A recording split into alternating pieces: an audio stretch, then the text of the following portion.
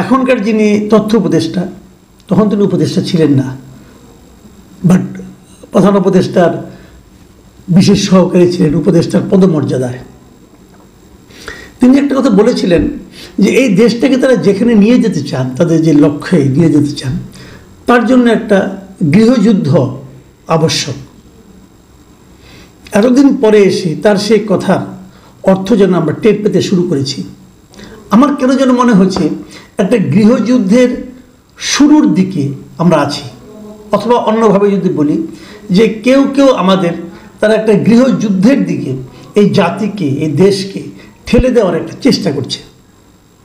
এবং আমি স্পষ্টভাবে বলি, এই কাজটা আমার কাছে মনে হয়েছে এই ছাত্র নেতাদের মধ্যে একজন, যিনি নাকি এখন ওই সংগঠন, ওনাদের যে জাতীয় নাগরিক পার্টি, সেই সংগঠনের একজন শীর্ষ পর্যায়ের নেতা মিস্টার হাসনাত আবদুল্লাহ, তিনি সম্ভবত শুরু করেছেন। এই নেতাদের মধ্যে যাদের সঙ্গে আমার দেখা হয়েছে, তাদের মধ্যে আমার কাছে, আমার মতভেদ, এখানে আমার পক্ষপাতিত্ব থাকতে পারে, আমার কাছে সবচেয়ে মেধাবী মনে হয়েছিল এই হাসনাত আবদুল্লাহ সাহেবকে।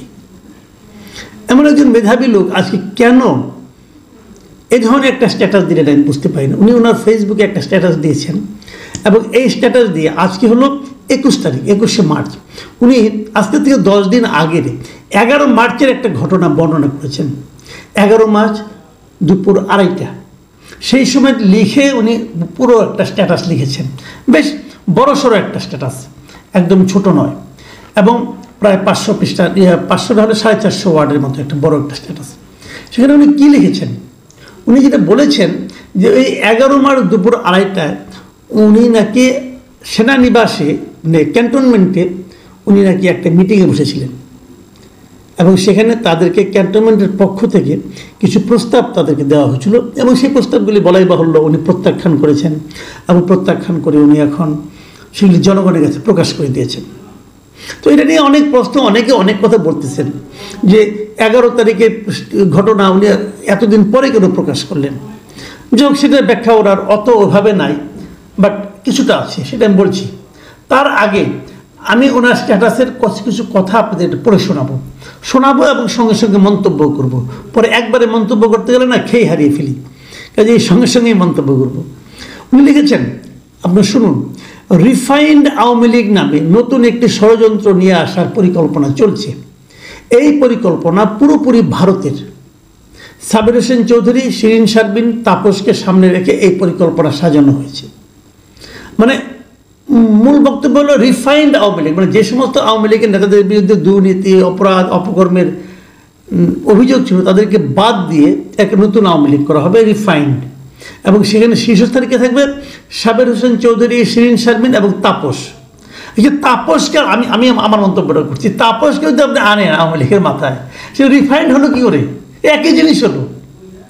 আওয়ামী লীগের মানে সবচেয়ে দুর্নীতির অভিযোগ যে সমস্ত আওয়ামী লীগের লিডারদের মধ্যে ছিল, তার মধ্যে তাপস হলো শীর্ষস্থানীয় একজন।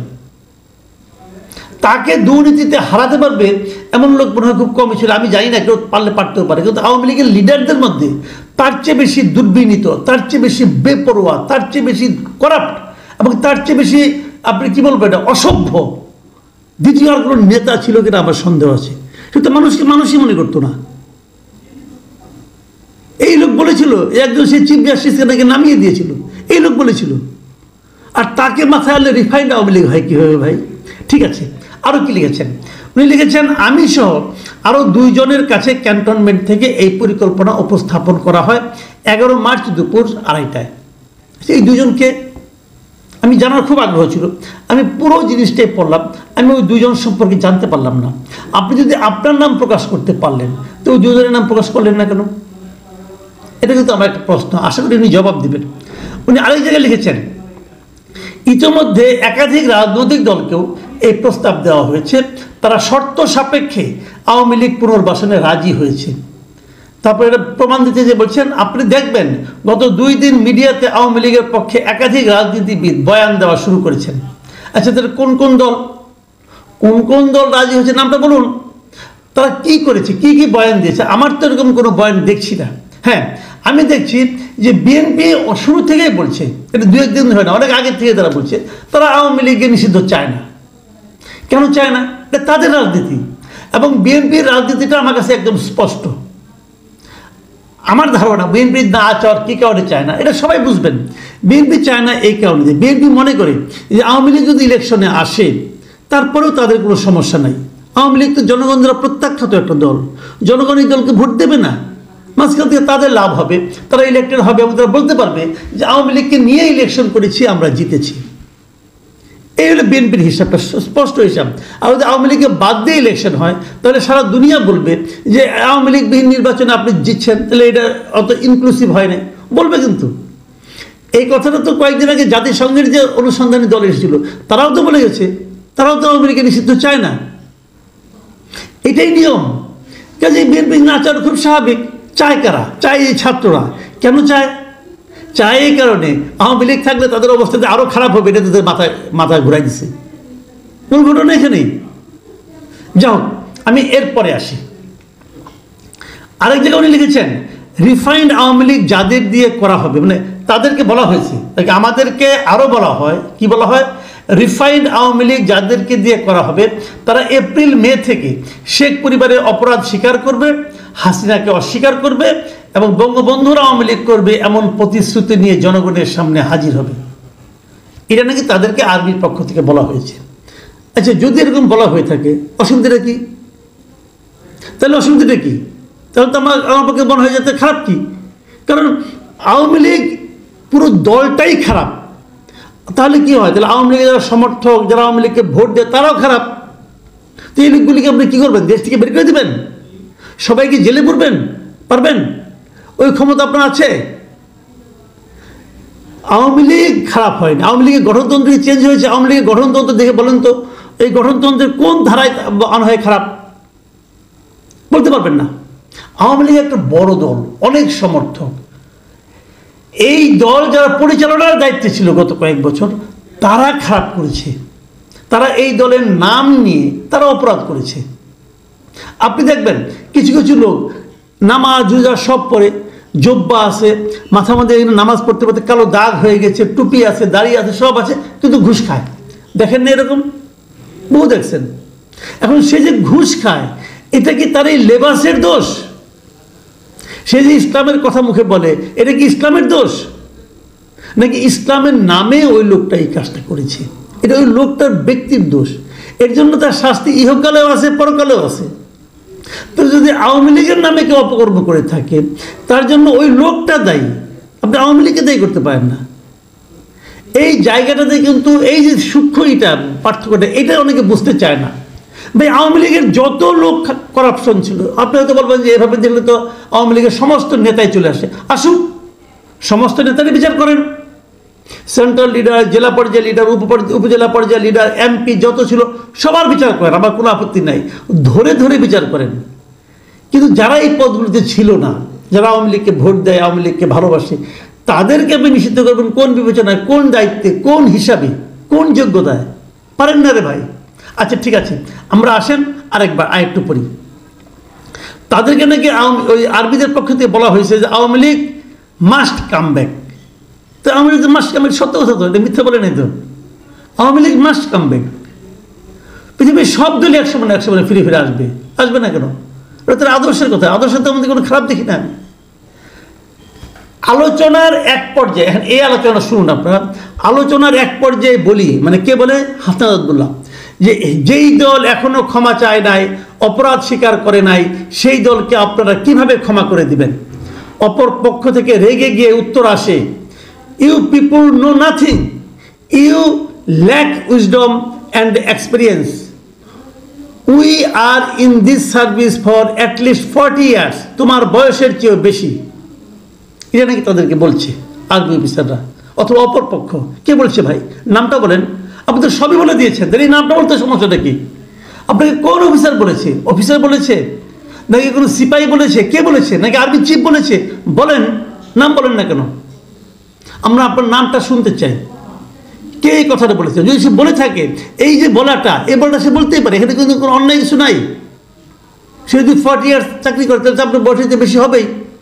আবার এখানে নাকি আরও বলেছে যে তাছাড়া আওয়ামী লীগ ছাড়া ইনক্লুসিভ ইলেকশন হবে না। এই কথাটাকে ওই আর্মি ভদ্রলোক বলেছেন, ওনারা বলেছেন। যদি এই কথাটা বলে থাকে, এই কথা ভুলটা কি আছে? আওয়ামী লীগ ছাড়া আপনি ইনক্লুসিভ ইলেকশন কীভাবে করবেন? আওয়ামী লীগ স্যার ইলেকশন হবে, যে ইলেকশন আওয়ামী লীগ করছিল একবার 2014 সালে। ইনক্লুসিভ ইলেকশন করতে হলে আওয়ামী লীগ নিয়েই করতে হবে, কারণ আওয়ামী লীগের যে ভোটগুলি আছে এই ভোটগুলি তো আছে আওয়ামী লীগের। ইনক্লুসিভ ইলেকশন আওয়ামী লীগের ইলেকশন করে দেখেন না, তার অর্ধেক ভোট পান কিনা আপনারা দেখেন না? এত সোজা। মানুষের মন জয় করতে হয় ভাই। ভোট পেতে হলে মানুষ আপনাকে একটা ভোট দিবে, উল্টাভাবে মানুষের কাছ থেকে এই ভোটটা আদায় করতে হবে। একটা মানুষের কাছ থেকে একটা ভোট আদায় করতে হলে ওই মানুষের মন জয় করতে হয়। ওই মানুষকে ভয় দেখিয়ে পাওয়া যায় না, হুমকি ধামকি দিয়ে পাওয়া যায় না, ইমোশন ক্রিয়েট করে পাওয়া যায় না, যে কাজটা আপনারা এখন করছেন। আমি বলবো এই কথা হলে আরেকটু পরে বলবো। তারপরে উনি ফিনিশিংয়ে এসে মানুষকে কীভাবে উদ্দীপ্ত করার চেষ্টা করেছেন সেটাও একটু পরে শোনাই। আজকেও ক্যান্টনমেন্টের চাপকে অস্বীকার করে আমি আবারও আপনাদের উপরে ভরসা রাখতে চাই।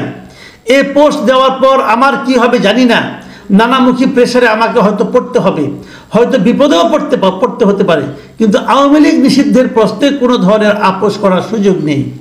তারপর লিখেছেন আরেক জায়গায়, আজ আবারও যদি আপনাদের সমর্থন পাই, রাজপথে আপনাদের পাশে পাই, তবে আবারও এই আওয়ামী লীগ পুনর্বাসনে ভারতীয় ষড়যন্ত্র আমরা উড়িয়ে দিতে পারব। তারপর আবার লিখেছেন, আওয়ামী লীগ রাজনীতি করতে পারলে জুলাই ব্যর্থ হয়ে যাবে। আমাদের শরীরে এক বিন্দু রক্ত থাকা পর্যন্ত আমাদের শহীদদের রক্ত আমরা বৃথা হতে দেব না। 5 আগস্টের পরে বাংলাদেশে আওয়ামী লীগের কামব্যাকের আর কোনো সুযোগ নাই এবং আওয়ামী লীগকে অবশ্যই নিষিদ্ধ হতে হবে। এই হলো ওনার স্ট্যাটাস। ফলে কি হলো? ফলে ওনারা যেটা করলেন আমার বিবেচনায় সেটা হলো যে এই সরকারের সঙ্গে তাদের সঙ্গে আরবিকে মুখোমুখি দাঁড় করিয়ে দিলেন। কি লাভ হলো এতে? আপনি তো সেন্টিমেন্ট ক্রিয়েট করছেন, কিছু লোকের কাছ থেকে এক ধরনের সহানুভূতি পাচ্ছেন, পাবেন অল্প সময়, কোনো সন্দেহ নেই, কিন্তু এই সহানুভূতি খুব শিগগিরই কেটে যাবে। এবং আপনি ব্যক্তিগতভাবে আমার ক্ষতি হলো এখানে যে আপনাকে আমি যেরকম ঠান্ডা মাথার নেতা মনে করতাম আপনাকে আর সেরকম মনে করতে পারছি না। আপনাকে আমাকে একজন হঠকারী নেতৃত্ব মনে হচ্ছে। এই কথাগুলি বলার মাধ্যমে আপনি আপনার হঠকারী আচরণ করছেন। আপনি খোলামেলা বলছেন তো আমার কোনো আপত্তি নেই, আমি নিজেও খোলামেলা বলি, খোলামেলা বলতে পছন্দ করি, কিন্তু আপনি তো খোলামেলা বলেননি। আপনি কোথাও বলেননি আপনার সঙ্গে কে আলোচনা করেছে, তার নামটা কি বলেননি। আপনি আর্মিদেরকে খেপিয়ে দিয়েছেন কিন্তু তার নামটা বলেননি। কেন বলেননি? তাহলে কি কোনো নাম নাই নাকি আপনার সঙ্গে সমস্ত আলাপ হয়ই নাই? আমার তো সমূহ সম্ভাবনা আপনাকে আমি গিয়েছিলেন অন্য কোনো কাজে, হয়তো বেরিয়ে এসে আপনি এগুলি বানিয়ে বানিয়ে বলছেন। যদি এমন হয়, হতেই পারে, বুঝতে হবে। 11 তারিখের ঘটনা, গল্প বানাতে 10 দিন লাগলো কেন? তখন বললেন না কেন? দিন তো 10 দিন চলে গেছে। নাকি কারোর সঙ্গে আলাপ করেছেন, নাকি কেউ আপনাকে পরামর্শ দিয়েছে? আমরা কিছু নাম